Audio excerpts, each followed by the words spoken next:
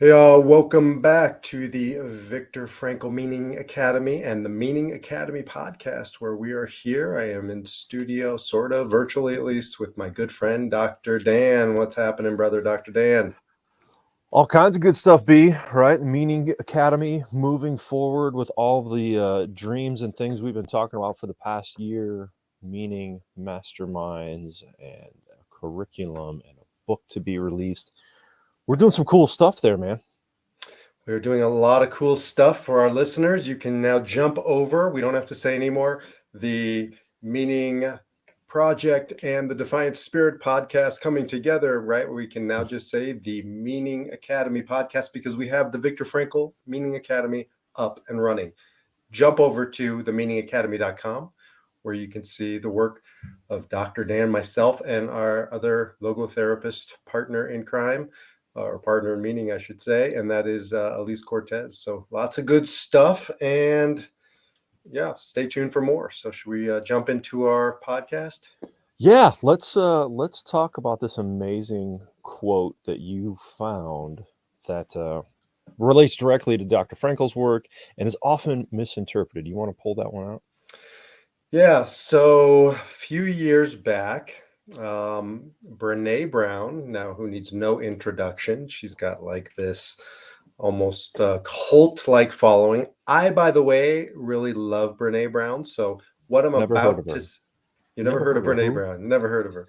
I've Um, never y- never jumped on board, although I know I should. The only thing I ever listened to was her interviewing your doppelganger, the one everybody knows as Mr. Roy Kent.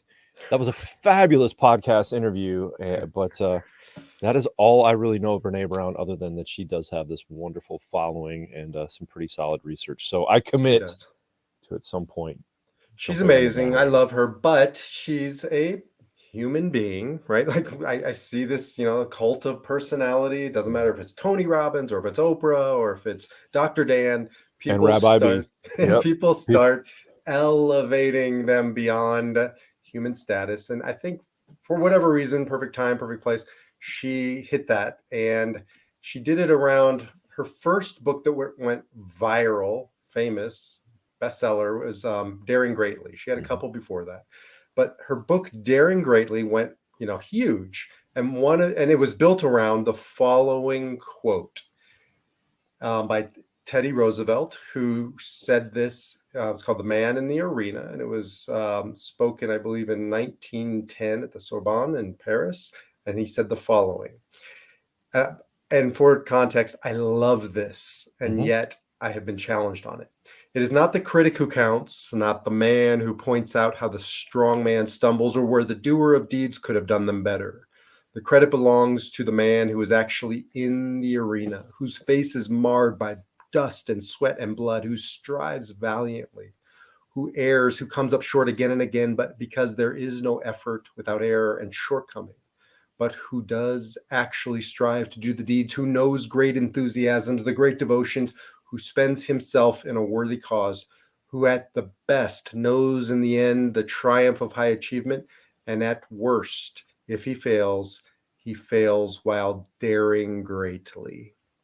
And you can see where she took the title of her book and this concept. I shared it before Brene. I'll keep sharing it after Brene. However, I do think it flies in the face of logotherapy, logo philosophy, meaning centered living, if certainly overbaked, overdone. Let's Agreed. let's Agreed. talk about that. So many. I mean, honestly, I've read that many times and always been a little motivated by it, not necessarily inspired, possibly motivated by it, um, but in a somewhat maybe adrenalized way. Mm-hmm. It's very full of machismo and bravado, and you got to throw yourself into the arena and get those scars. And in some ways, yes, okay, we've talked about you have to try, you have to engage in life. However, contrary to logotherapy, we get to, well, contrary to what Mr. Roosevelt says, we have to choose our suffering, or we get to choose our suffering. We get to choose our course. And I don't know, I think there's just too much go out there and fail rather than go out and make meaningful choices?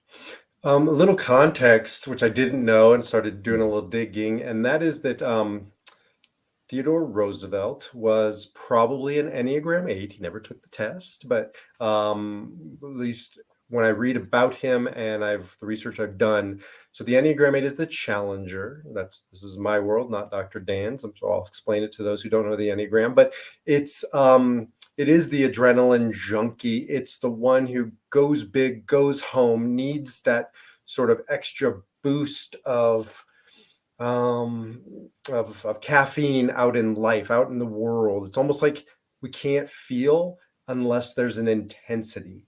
And I think eights really do well with the highs and the lows, the peaks and the valleys. It's the day to day, the mundane, that we have a harder time with. So it's almost like we're almost built for firefighting. And when there's not a fire, if an unhealthy eight will create a fire. And you can feel this with Theodore Roosevelt. So I was reading about him, and this was said after he was in the White House. This was said when almost he was bored, and he was known to go on these great adventures, risking life and limb. He would go to the Amazon hunting animals, and to the point where he would endanger himself or those around him. He wanted to enlist in World War I at almost 60 years old, and he was turned down. They wouldn't let him. They said, it's not appropriate. You get yourself hurt, you get other people hurt. So you can feel that in this quote. And when you understand the context, it's like, man, maybe daring greatly for him might have been just to sit on his butt. Yeah, maybe he needed to dare smartly. Question B, regarding this Enneagram you speak of. I love when you play that role. I love when you play I've been told you're an 8, correct? I'm an 8. Do you know any other 8s? They're not the most popular of types. They're sort of rare, a little bit of a rare breed. However, Dan, I do know one, and he happens to be sitting across from me virtually. So okay, I mean, so we're rare. That's good to know. But what's the difference, right? And we've talked about that. You've educated me somewhat in the Enneagram. I know I have Richard Rohr's book sitting here. I was reading it last night, trying to figure out who I am in your eyes as an 8, or as I read this morning, an 8-hole. We'll have to talk about that some other. Yes, don't be an 8-hole, B. The coffee mug. So a healthy 8, as I would hope you and I are as we go out on this adventure of the Meaning Academy. What is the difference between a healthy 8 and the Teddy Roosevelt unhealthy 8? So as an example, my favorite example is a healthy 8 is Martin Luther King. Martin Luther King was filled with fire. I think a lot of people want to rewrite history and remember him as a gentle giant. He wasn't gentle. He harnessed his fire. He harnessed his intensity, right? That's why for him, nonviolence, I think, was so central, because an 8 can get consumed by the fire if they don't stand guard against it. And caricature of this you mentioned already, so I'll bring him up again, is Roy Kent. From those of you who love Ted Lasso like we do, Roy Kent, you can see there's a fire that's burning in him, and when it gets the best of him, you can just watch him consumed in the flames. And I think that King walked that edge. And you can feel it come out in a healthy, constructive way in his speeches, as an example. Those are fiery rhetoric speeches. So that's a healthy 8. An unhealthy 8, not to get political, is Donald Trump. And you see Donald Trump losing his control and the fire, right? Again, we have all kinds of people listening to this podcast, so vote for whoever the heck you want to vote for. But I don't think there's anybody, even his most avid supporters would say, that he probably gets himself into the most trouble when he loses control, when he gets too much on Twitter, or in the old days when he was on Twitter, right? The fire just starts getting a little too fiery. So if we bring that back to Teddy Roosevelt, sometimes that fire was self-imposed and just too dang hot, it sounds like. So in an unhealthy way, the idea of daring greatly, right? Not throwing yourself into the Amazon jungle, not throwing yourself into firefights as a 60-year-old man. Maybe daring. I said daring smartly. Maybe maybe daring meaningfully, right? How do we apply this? How do we apply logotherapy, logo philosophy, the idea of choosing meaningfully to this? That's a great question. As we explore the work of Viktor Frankl, I mean, Viktor Frankl was no wallflower. He was a mountain climber. He was a pilot. Mm-hmm. He had that eight-ish piece. He wasn't an eight. Maybe he was a seven, which is the enthusiast, but he wasn't an eight. However, he's got some of those pieces you can feel. Like, who goes mountain climbing, to that extreme and learns Mm-hmm. how to fly, and somebody who really wants to feel some fire. Mm-hmm. So he was no prude in that sense. However, what Frankel said was, you shouldn't go looking for the danger, shouldn't go looking for the suffering, Mm-hmm. right? Don't avoid it when it comes to you. But the moment you go try and generate, and he didn't say this, he talked about really suffering, right? But Mm-hmm. but I think you could apply it to, don't go creating gratuitous intensity, drama, danger in your life, because plenty will present itself to you. Yes. One of the ways we discover meaning is in our attitudes towards suffering, not just towards suffering, but his statement was towards unavoidable suffering. Mm-hmm. That we shouldn't go seeking meaning in avoidable suffering, right? If we can avoid it, we should. If there are things we can do to prevent the suffering for ourselves or others in the world, we should certainly engage it and not use it to discover meaning. And So if maybe that's the difference here.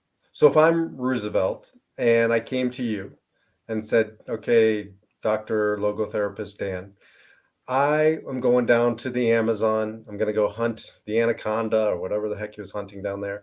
And I'm doing it. That's not suffering, right? That's not suffering. That's adventure.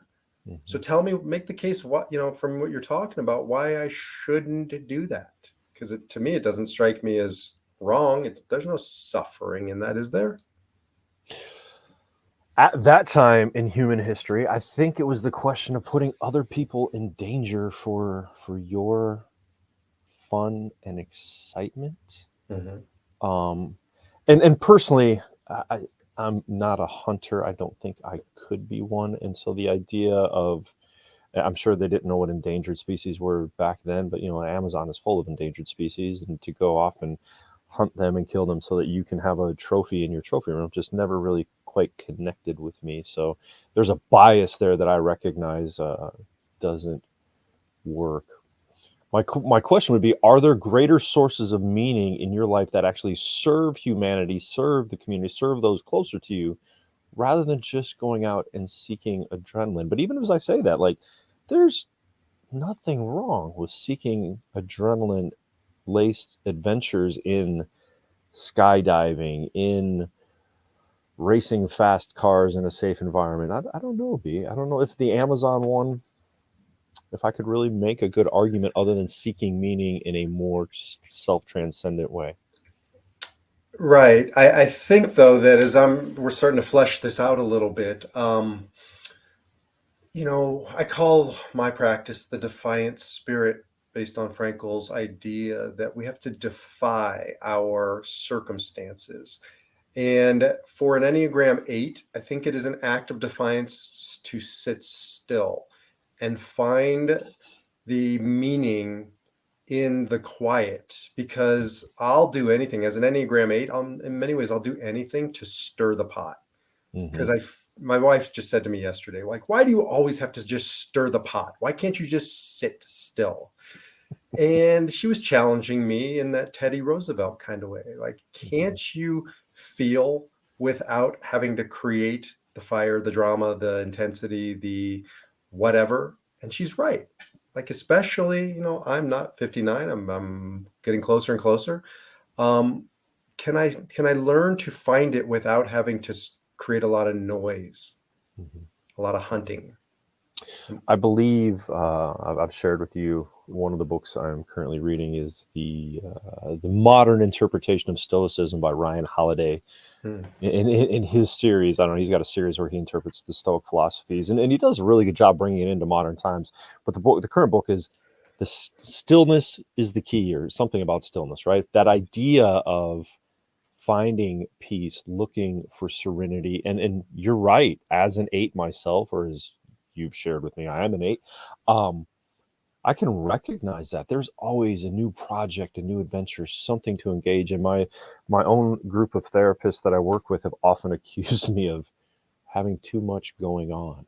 Hmm. And hearing that, I'm like, okay, yeah, that makes sense. And I think we live in a world of too much going on, right? There's always a drive for busyness, not business, busyness, busyness, trying always having something going on. Kids' schedules, I was talking to somebody just the other day about over scheduling kids' activities, having 3 different activities every day after the activity of going to school for 6 or 8 hours. Hmm. Just seems insane. And maybe we need to practice more stillness.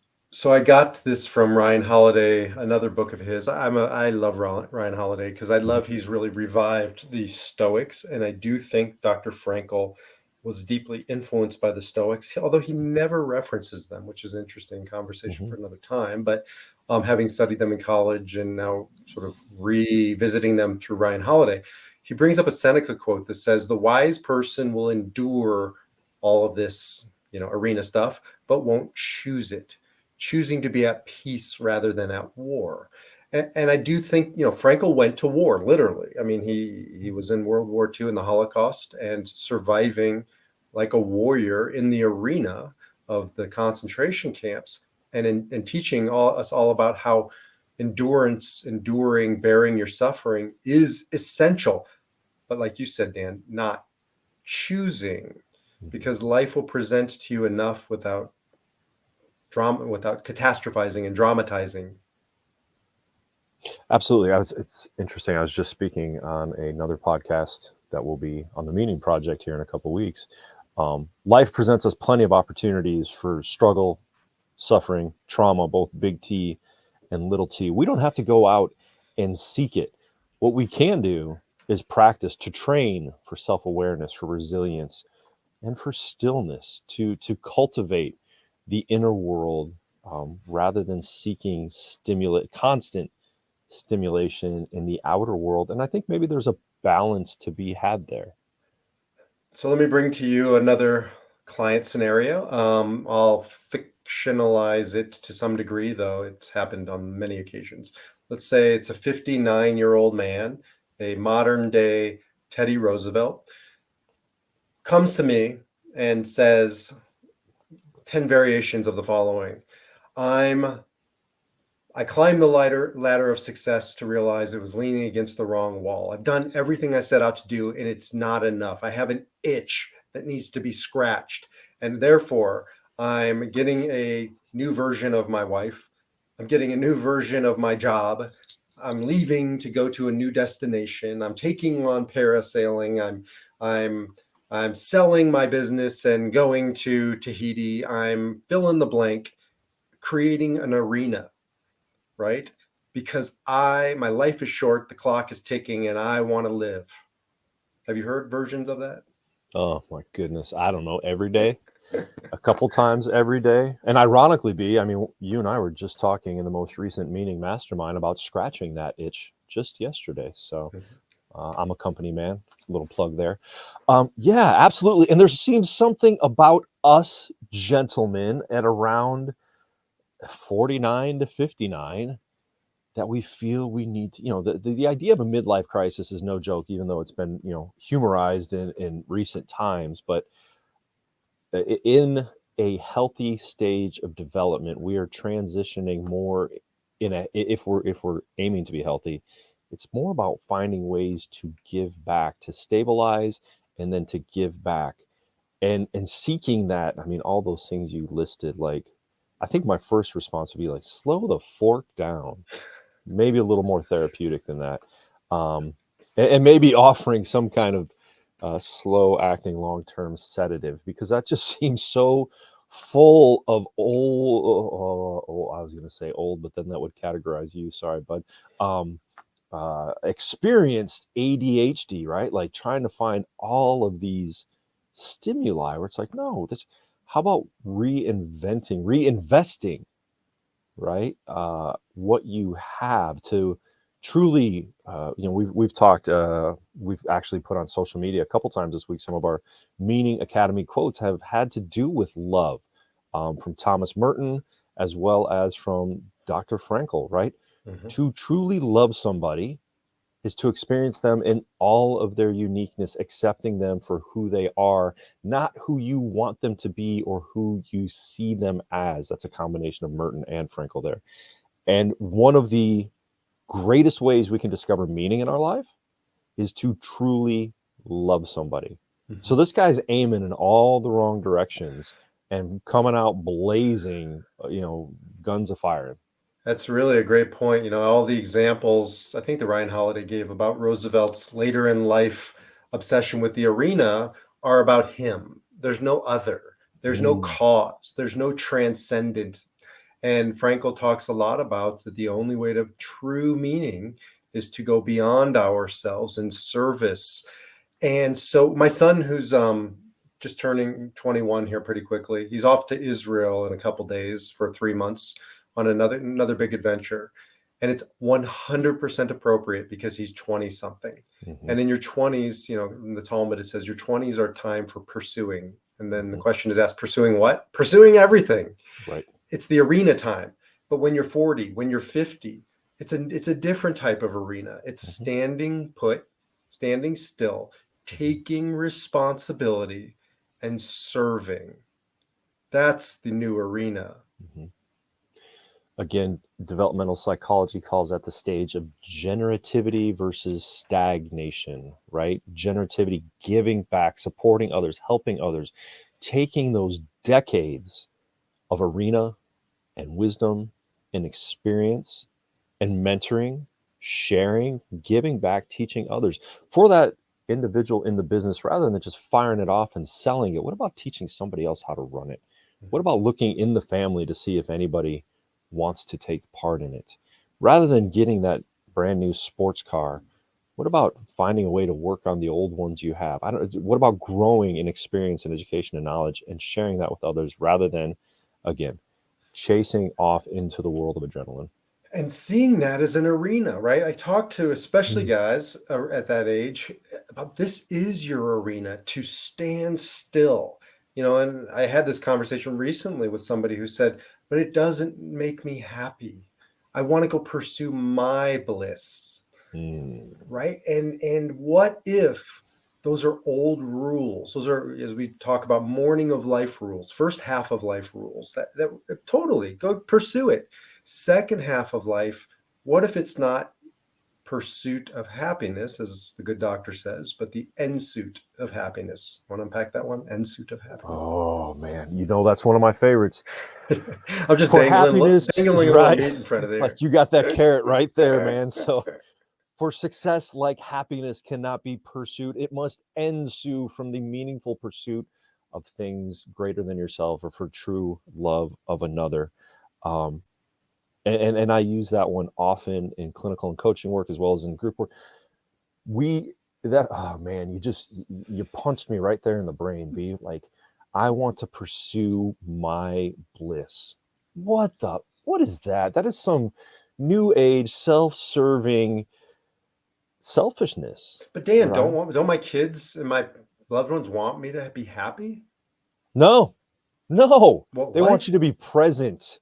They want you to engage with them. They don't give a darn about your happiness. Wait, but They Dan, that my authentic self. I need to I oh, need to I need to express my authenticity. no, you need to express your self transcendence and find meaning. Stop. What new age garbage are you reading? Right? No, I think I don't know. Is that the 60s, 70s, or 80s? That was all about the me, right? Me. And we see the generational down to man. You got me full grumpy old man here now. Thanks. Um, we've seen the negative effects of that pursuit of selfish interest is really caused a lot of problems in our culture and society. And it's always the great humans, the people that are out there to try to help others, that are remembered, right? As we were talking about, Martin Luther King, Gandhi, right? These are the greats. But just in everyday life, those people that seek to serve others and help others, the Rabbi B's of the world, are those that are full of meaning and feel fulfilled and feel authentic. So I think it's Dennis Prager who says, look, if you came to me and said, and you hadn't showered in 2 weeks and you Oof. smelled, and I said to you, Dan, you got to take a shower. And you said to me, B, this is my authentic smell. Right? I'd say to you, I don't care about your authentic smell. Put on deodorant, because authenticity is not the aim. Authenticity, my authentic self without coffee in the morning is an 8-hole. Like, but honey, Ariella, this is my authentic self. I'm just grumpy and mean. Well, go Yeah. do something with your authentic self and come back when it's not so authentic, right? I've got a great example there just from this morning. My authentic self wanted to keep his behind in bed and just not do anything. Is that dog's nose, wet nose was in my face. That authentic self was like, hey, wife, why don't you go take care of the dog so I can lay here and be authentically asleep? The self actualized, self transcendent self got out of bed, was greeted by the young dog and the old dog, took a walk outside, made coffee for my wife, who then got to enjoy some time in bed. And that's where I felt, well, I throw the word around, transcendent, serving, helping. I made her day just a little bit brighter by letting her sleep in and knowing that as soon as she got up, there would be coffee ready for her. I talk about all the time. The first 30 minutes of every day of my life are dedicated to taking care of the dogs, making my wife coffee, and cleaning up whatever little messes are laying about the house. And then I go about saying, you know what? I started the day out right. So your authentic self may want the next big adventure, the next arena, the next whatever, but from a logo meaning perspective, it's not about authenticity, it's about responsibility, right? Mm. We are not interested in authenticity on our journey for meaning. We are interested in responsibility. All right, let's go ahead and what does that word even mean? Authenticity. It's been so co-opted by just bad thinking. What does authentic mean? Real. I want to be my real self. It's been co-opted by I want to be my selfish self. I want to take care of me. And that Yeah. doesn't, right? That's how people wind up in pretty unhealthy states. I want to take care, Teddy Roosevelt being an example. I want to do what I want to do. And I'm going to take all of you with me. Um, yeah, I think that it's id in Mm, Freudian terms, right? It's just primal. I have my desires.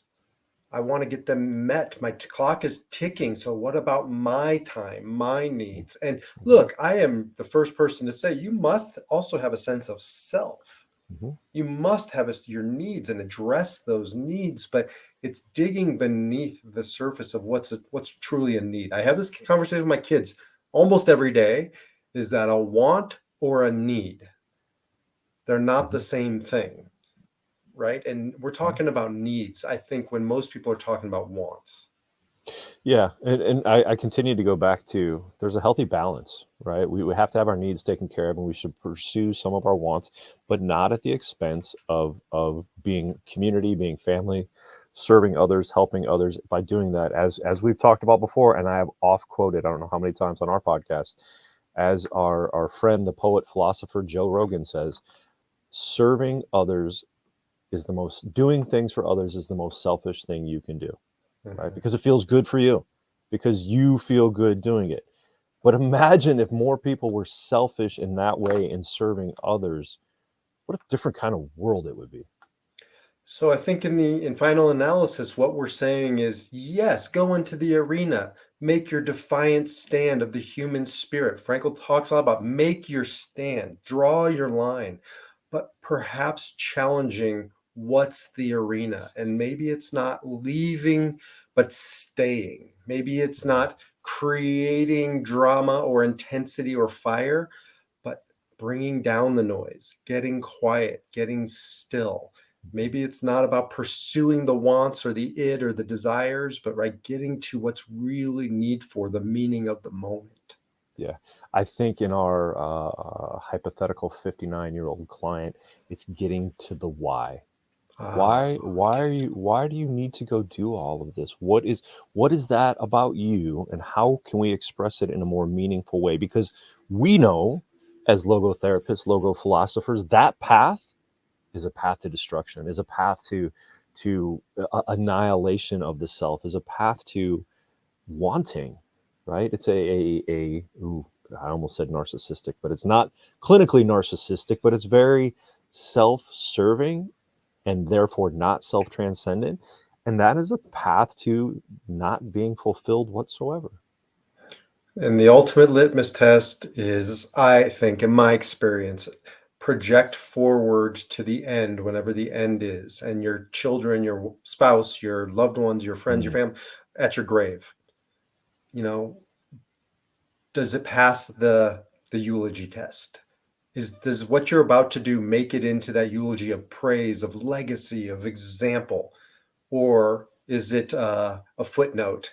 Right, and he was a great person even in spite of this, like he lost himself therefore. So come back to that moment, is this part of my why? Right, like, I love when you mhm. bring us back to that. Yeah. It's okay to lose yourself momentarily as long as you can center yourself and balance yourself back to your why.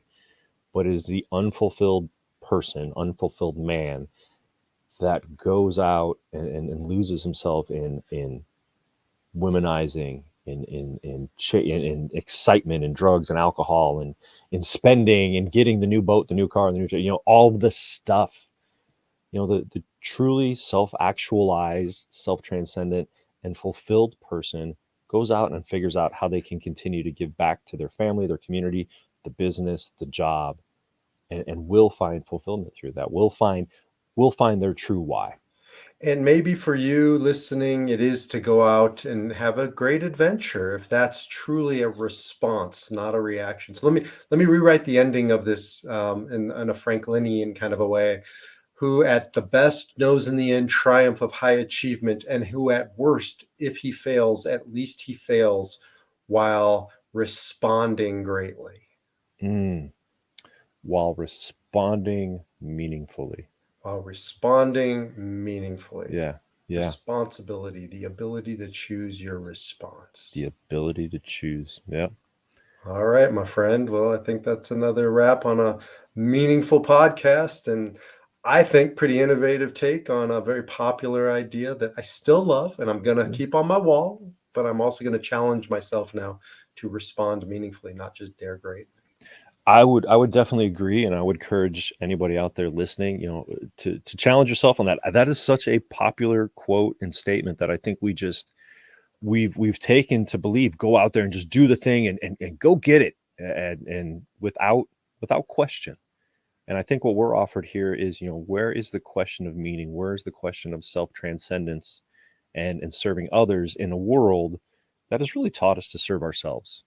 How can you be counterintuitive in that? How can you be countercultural and therefore choose responsibly? And that might be your greatest act of daring greatly, is to not, right? Is to stand still, stay put, take on more obligations, to serve, to defy that piece of yourself. So with that, I think probably a good place to end. We hit the point where your buddies are just wanting to turn around on their jog and go home. Yeah. So we'll Well, before we do, I would want to encourage people, right? I mean, we kind of went against the grain there. Please send us some feedback. Hop on over to themeaningacademy.com. You can email B or I or Dr. Elise or our meaning seeker coordinator, Scott Chapman. You can get in touch with all of us there. Hop on the Meaning Academy Facebook page, see what we're doing and talking about. Tell us that you agree, you disagree, that we're full of it, or maybe that we're just as brilliant as we sometimes think we are.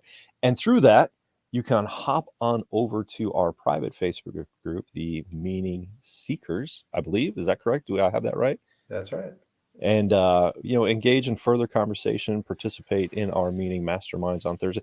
Look, there's a whole lot of good stuff going on there, not just B and I chatting on a podcast. This has worked for a long time, the two of us chatting, and we've added like-minded people that really want to share. Dr. Elise and Scott and the other participants who have come into the meeting mastermind. So we would encourage you, hop on over and see what we're doing and engage in the conversation. Meeting Masterminds, Thursdays, 12 o'clock Pacific time, 3 o'clock Eastern time. We would love to now start scaling this out and inviting you into our conversations weekly. Also, Brene, thank you for listening to the very end. I do respect it. We love you. We'd love to get on your podcast and really, have a meaningful debate around this. So thank you for putting up with us and listening to the end. And Brene, if you have Roy Kent on your podcast again, we would like to be on that one as B's doppelganger. Until then, what's our sign off again? I don't know. I really hope some audience members participate and give us a sign off. I'm not sure. We both have our own sign offs for our individual podcast. We have not mastered this one. What's your sign off on your podcast? And thank you for allowing me this opportunity to bring a little bit of mental health and meaning to your day. Take care. Oh boy, we're going to work on that one. So... You are such an 8-hole. All right, my good friend. I'll talk to you in the next podcast. Take care.